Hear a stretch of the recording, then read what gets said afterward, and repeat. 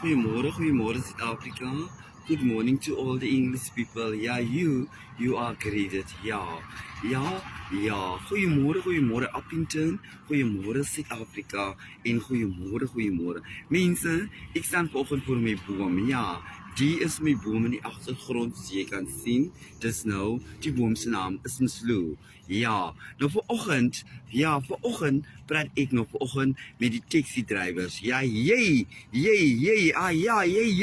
Als jij een taxi-driver is, ja, dan praat ik met jou.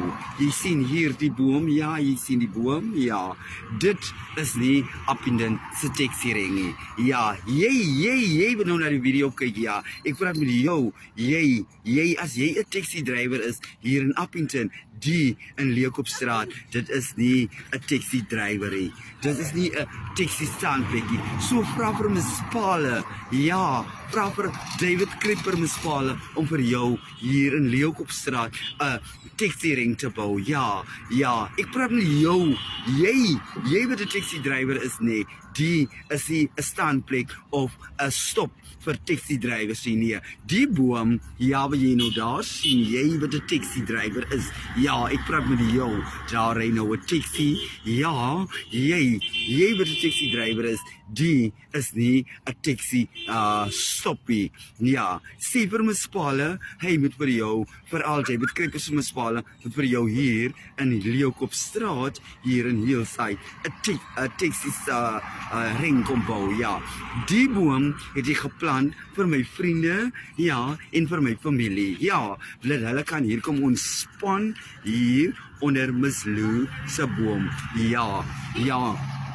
Dit is nou die boom van Mslu. Ja, jy kan sien ek staan onder my boom. Ja, ek staan onder my boom.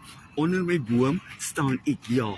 Die boom is Mslu. Dit is nie Appington se Rossdale se taxi standplek of opleiplek nie.